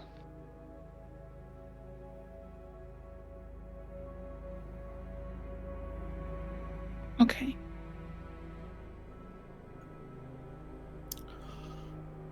With that said, is there anything else that anyone wants to pipe up and say or do specifically before? Because it's been a busy day, and it's time to potentially consider start winding down. Sort of like trying to get some R&R as best you can. Is there anything pressing that any of the sort of like Comstock, Galena, or Milia would like to do? I think rest is the most important thing, but we should hold a town meeting tomorrow. So, Milia, with all this talk about crystals and people running off and such, I want to make sure that my research is safe. Do you think you could get a new lock together for me, for my things? Something Absolutely. quite advanced. It might take a little while if you have someone who can work with metals. I could stand over them and instruct someone how to make something and then put something together. We have a little bit of experience. Maybe we can find a smith in the camp. Oh, Knock and Buck. Yeah, that'll be great. Okay. So in which case you're speaking to Knock and Buck to get a new lock? And they're like sorted? Okay. Anything else? I have something to do after we've all gone to bed. Okay. Aside from that. Well, in which case... So Dim Dan? Yep. Before evening Dan. Oh, okay. Oh. He's up to stuff. It's going to take Milia out the back, behind the town hall, and just... No, Victor's going to go speak... in the head! Yeah! No, Victor's going to go speak to the fish people. Are you actually speaking to the croaks? Oh, yeah, sure. Okay. So, yeah, he's going to go climb down the cliff, sit on a rock, maybe get some bait. And Use the bait. Yeah, I can see it's the bait. Hello, fish people! This is Victor here! I have come to speak with you! Come out! Okay. The theory that Victor is high is only getting more weight by the moment. He's got his pipe with him. Oh my god. Okay. Eastern Coast. So, What? Haven't you prepared for this, Dan? so are you're sat like you're stood up the shore. The sounds of the sea kind of washing up towards you. Yeah, like underneath the camp, not too far away. But yeah. For sure. Pretty much where you kind of set off from like a couple of days ago to go deal with what turned out to be the Croaks. And you can see just like the water's kind of sloshing over itself as the tide pushes the water in. And you're shouting out. Hello! It's Victor here! Fish people, please come out! I mean, you can just wait. Victor will just wait for Not most how of the I was afternoon. expecting our first character death, but As you shout that, and it takes a little while, and like you have to keep on shouting. Have you got any? You have got bait, yeah. Yeah, like some chunks of meat probably has Rancid Rotted. Yeah. Rotted meat. Okay. So you, in the end, like you end up fashioning together what is effectively a rudimentary, like fishing rod using some flotsam. And as you like yeet out this chunk of meat and it like into the water, you sit and is there anything you're musing on whilst you're waiting? Not really, I think, because a bit absent-minded. Cool. Like probably thinking, A bit. What? Yeah, he's going, what would I do if I could fly?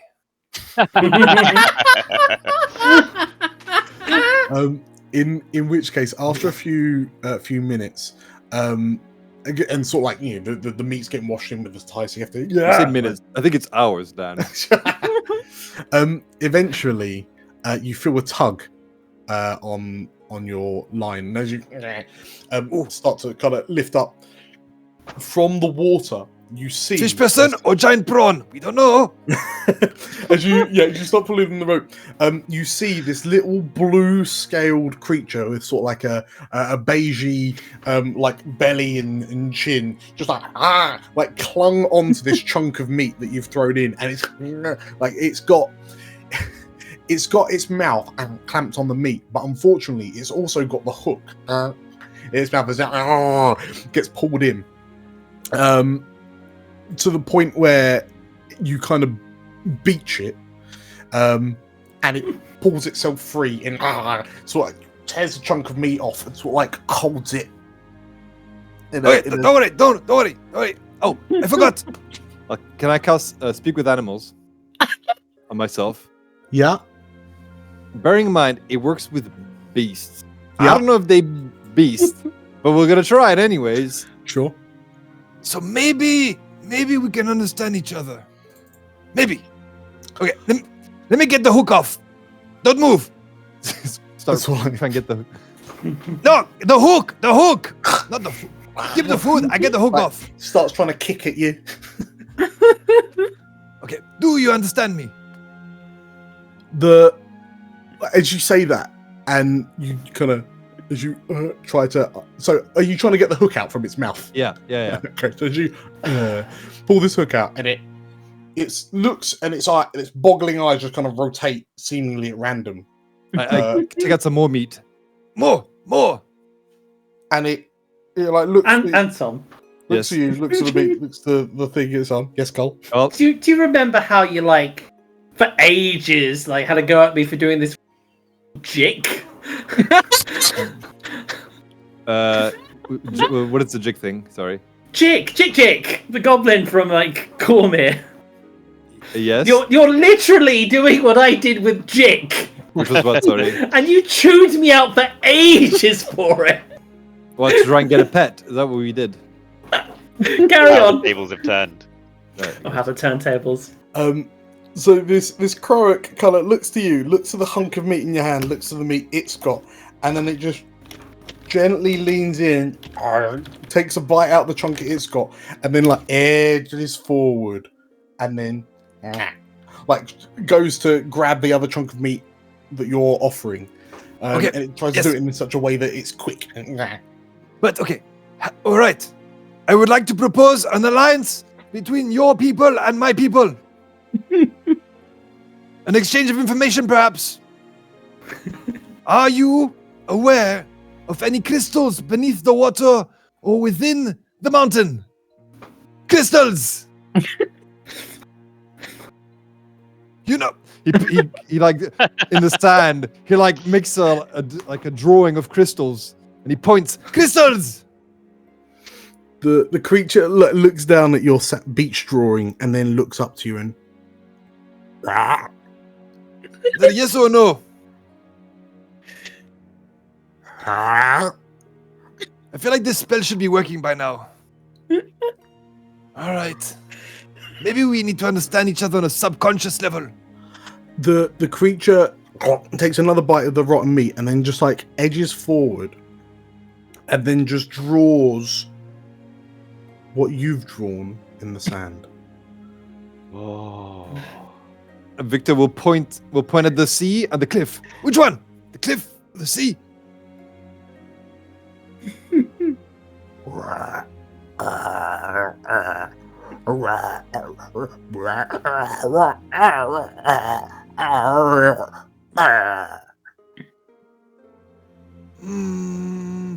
Let's try that again. Sea, cliff. Sea, cliff. And so like you see the crow look to the sea, look up to the cliff, look to you, look up to the cliff, look to the sea, and then like whilst looking at you, the eyes turn to look in different directions, one to the sea, one to the cliff, and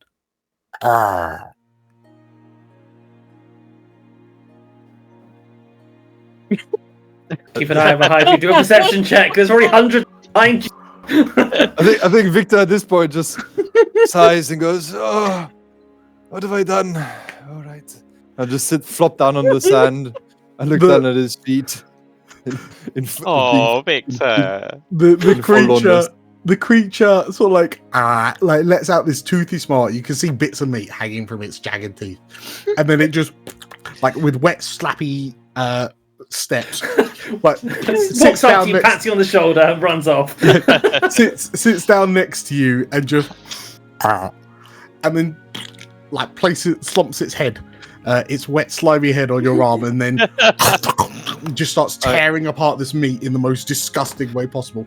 I pat its back. Okay, it flinches before like chewing up the meat, and it gets halfway through the first hunk of meat, stops, and then one eye rotates to look up to you, and then it sort of like holds the chunk of meat up in front of it with like this inquisitive little look on its face, as if it's offering it to you. All right, I'll have a piece.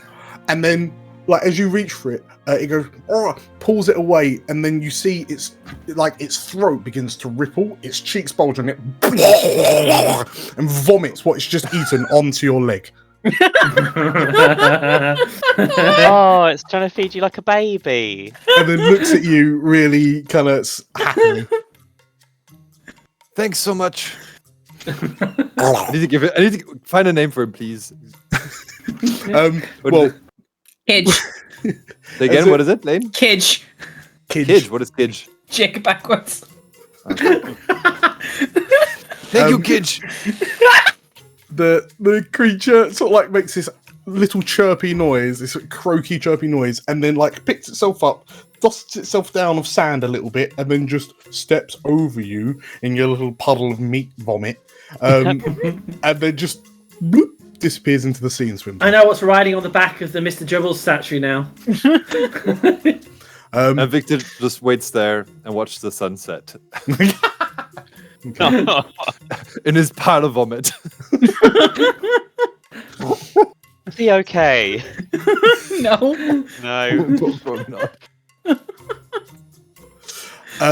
Back, Scene. back in New Prosper. So nighttime comes, and as everyone's just sort of like getting into bed and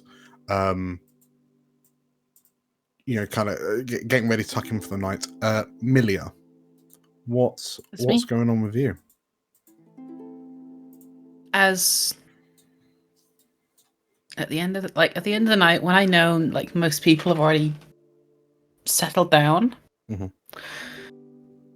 I'm gonna just head over to one of my little cabinets out in the sort of main counseling area of my tent. Mhm. Pull out one of the bottle of wine that has been there's maybe about half left in it. She's not touched it. Mhm. Put the cork back in. Write out a little note and take it over to Haladradis, wherever she lives. Mhm. And then put it down somewhere when I get in there. Put it down somewhere very, very obvious. Like this sort of thing, so she'd immediately see it if she gets back. It's the bottle of wine, yes? Yes. Okay. Are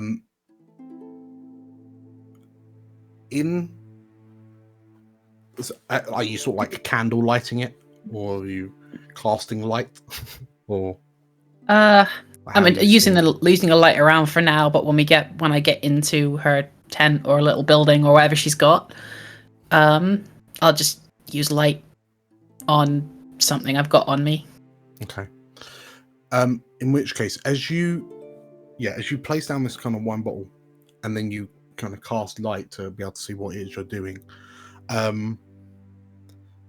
you feel like as you hear the sound of the bottle boom on the table, you feel this chill run up your spine, and this wave of nausea rolls through your stomach, and you wonder what, it passes, and as you wonder what it was, there's a boom as the cork in the wine bottle flies out. And you look and wonder what on earth is happening, because this isn't like fizzy wine or anything. It's just wine. Huh. As the cork pops, there is this putrid stench which begins to fill the room. The wine's fermenting? And you peer, and the wine has become this viscous, horrendous sludge. And your eyes water as you take the smallest of sniffs of it. And you realize that whatever something's the smell of it, that it's just something's happened in this bottle that's fired the cork. It built up enough pressure to fire the cork out. And whatever, it was fine when you were in your tent. So something has happened right now to cause this. And the smell is similar to that was coming out of the supply barn where the grain was kept once upon a time. You remember that smell? What I was afraid you were gonna say. I just put down the note I also brought with me next to the bottle. And stand there for a minute going, oh my god, I don't want to look around her stuff. This is invasive. This is... But then actually start looking around. Okay. What is it you're looking for? A crystal. Okay. Roll me an investigation check. That thing I'm really good at. Oh no! Oh, I am going to use my Oh, inspiration boy. on this. Okay. Well, that's hot one.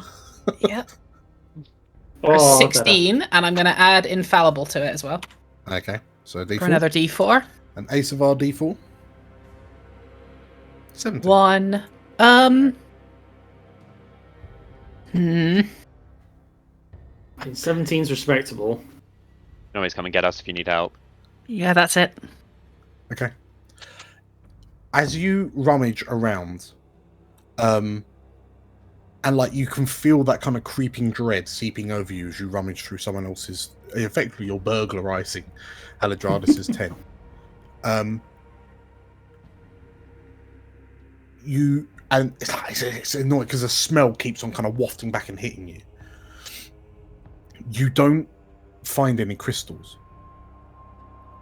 but you do find a number of kind of documents and missives between Haladradis and what seem to be colleges of magic dotted from all around elsewhere. These are city names that you've heard of that you don't know where they are anymore. But Haladradis appears to have been keeping notes on these conversations that have been had between her and presumably other wizards.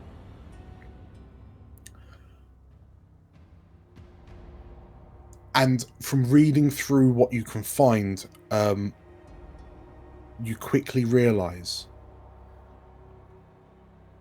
that the reason Haladradis organized this expedition was to hunt down the traitor general known as Atrak, who was implicit in the destruction of under his command, multiple armies of the Divine were obliterated. It seems that, and from what you understand, it seems that there seems to be this intense rivalry between Haladradis and Atrak, exacerbated by one diary entry that reads, "He has her. I will stop at nothing to get her back."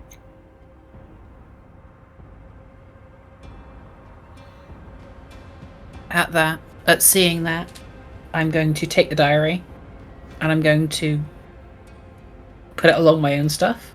Mm-hmm. But I will gather up these documents and whatever Mm-hmm. and kind of sigh because I just wanted to do a nice thing.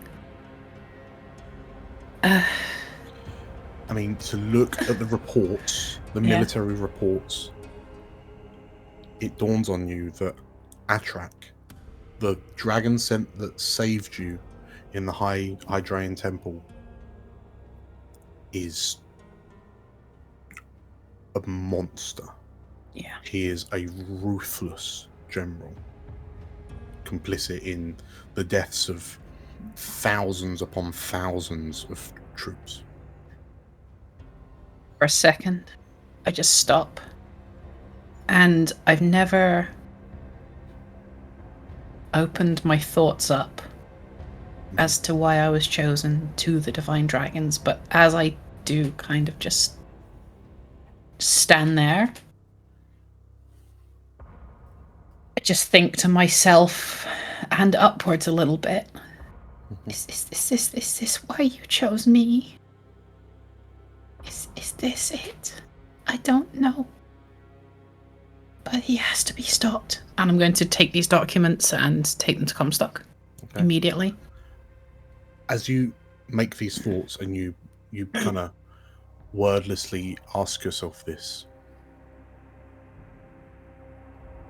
you feel the light from your spell dim. They chose you because they love broken things. Shut up. It's a shame about that wine.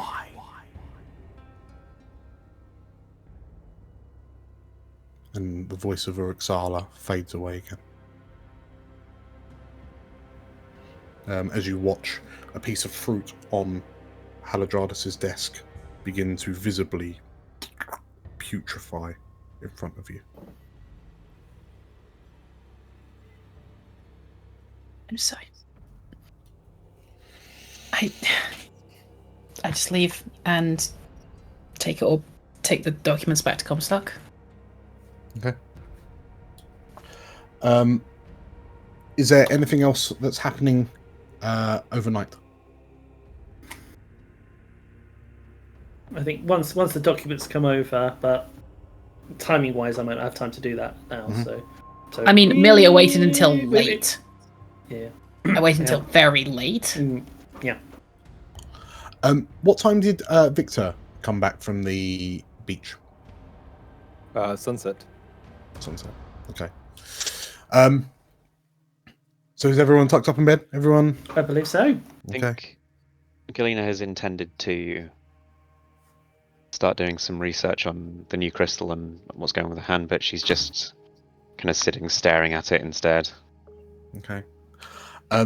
What are you taking the time to get to know to get to know the hand? Are you taking the time to become more attuned to it?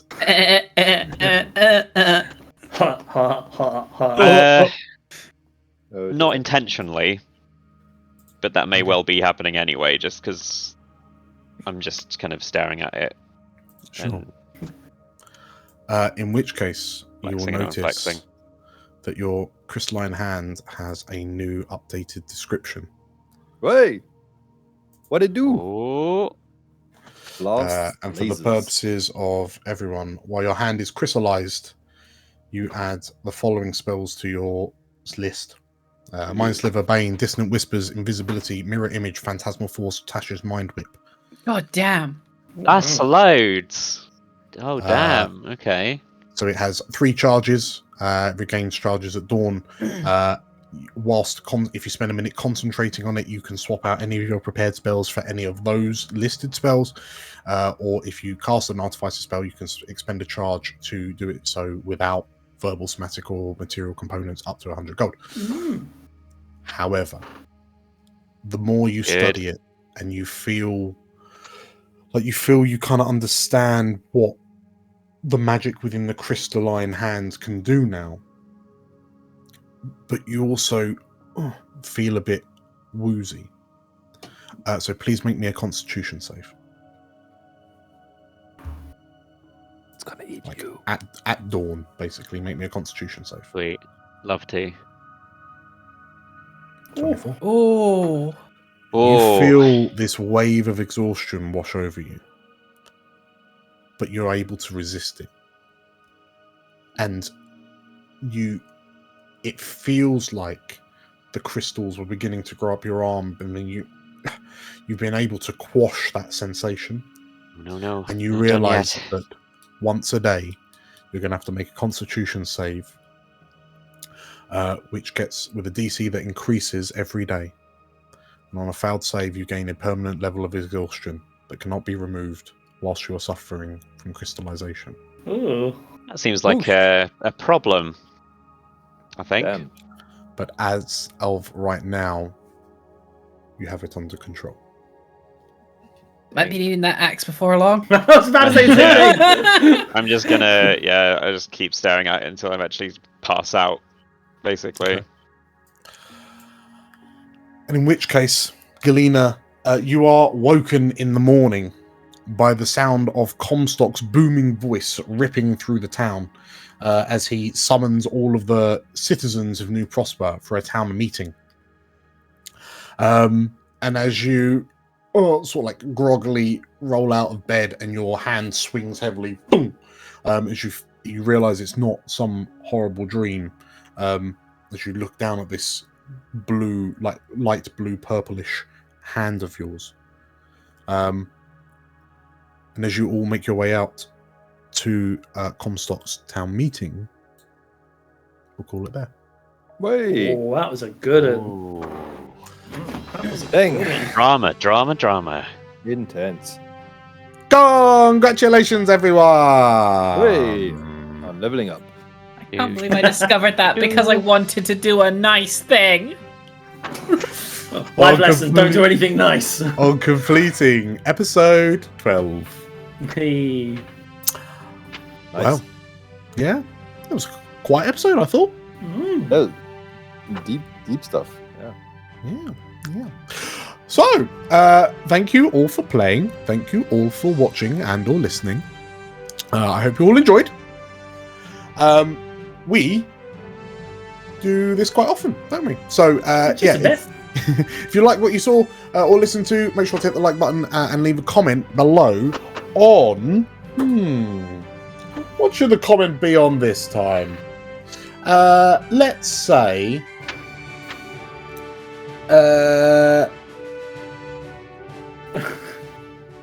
Oh, you've already come up with a name for the Croak, haven't you? Well, I was about to say there's still other options. I think we can still take more suggestions. It's still open for discussion. So your comment down below on your names for Victor's new Croak friend. And do you trust Haladradis? Yes, no, maybe, or other. Yes, we release content like this very, very regularly, so you should hit the subscribe button and the bell icon to be informed of when we release new stuff, because we've got actual plays, and they're not always D&D. We've got some other stuff as well. We also have a live stream, which happens every other Friday, and releases as a VOD every other Wednesday. So, hooray for us. Great. With that said, thank you once again for playing, thank you once again for watching and or listening, and we'll see you next time. See you later, everyone. Yeah. Bye. Bye.